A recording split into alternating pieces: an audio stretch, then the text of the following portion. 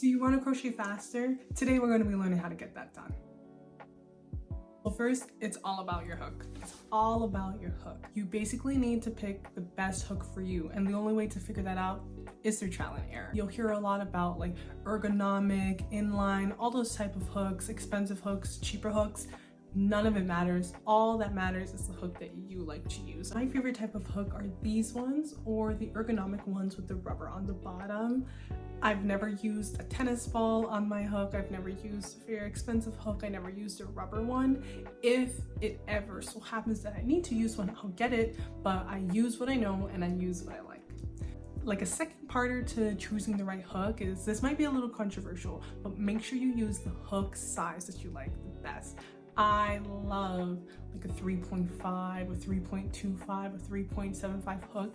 Very seldom you'll find me with like a 5mm or a 6, or even like a 2. I don't know, just like when the hook starts getting a little too big or a little too small, I don't really like that. I'm just right there in the 3 category. That's where I like to live. So I don't really go based off the yarn suggestion on like the label. I go based off what I like. If gauge is really important for your project, don't take this, but we're talking about speed today. So you want to speed it up, you want to be comfortable. So use what makes you comfortable. Okay, next we're going to talk about yarn. So yarn, the reasons why you pick it, very similar to the reason why you pick your hook. Use what you like the best.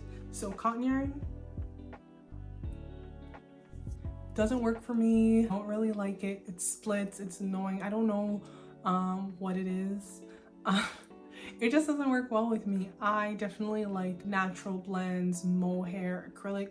Honestly, anything but cotton seems to work with me. I've heard that you're not supposed to wear acrylic yarn, but I do all the time. If you have an allergy, you shouldn't, but that's why I'm saying use what works for you and use what makes you more comfortable. If you like chunky yarn, if you like velvet yarn, use that. So find the yarn and hook combination that work best and basically use those together, and now you're golden. And that brings us to our next step, which is tension. I had to bring my yarn back basically to show you. So while you're crocheting, it should feel very natural and it shouldn't feel robotic at all. Like it shouldn't be moving all like that. Oh my gosh, even doing that is so weird, but it should be very pleasant, very easy. It should feel like kind of gliding or kind of effortless. The second you have too much tension and you're forcing things like that, you got it all wrong. So we've either messed up somewhere with our hook, somewhere with our yarn, and if it's not that, it's your technique. So you want to be very like soft with your hands. You don't want to be aggressive or rough at all. This shouldn't be a painful thing to do unless you were crocheting for hours. And when I say hours, I mean like 5, 6, 7, 8, 9 hours, like a long amount of hours without any type of break or without any type of stretching, which you definitely should be doing. So make sure you fix your tension. The better your tension and better the yarn combination and hook combination, the faster you'll be able to go. And this is going to be my last and final tip, at least for this video. If you want to hear more about how to crochet faster, I'll make a part 2. But last but not least, you need to use a pattern that you can memorize. And I know that might sound a little bit intimidating at first. Every time you have to stop to watch a video or refer to your PDF file or your book or whatever guide you're using, that takes away time. But if you already know the pattern, you never need to stop. Unless you need to stop.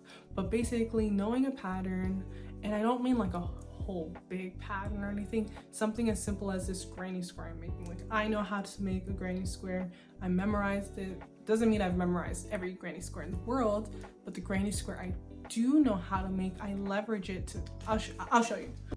These are all bucket hats. Every single one of them uses a granny square or some variation of a granny stitch. And also the pattern in itself, I've memorized it. It's also very similar, so I can just make so many of these, and that's why I sell these, because I don't need anything except for the colors that the people choose, and that's the only variation. Otherwise, I can just basically keep making them and keep on making them and keep on making them, and every time I make them, I can make them faster. Obviously, like there's a level you're gonna get to that's pretty steady unless you're trying to actually do the movement of crocheting like super fast.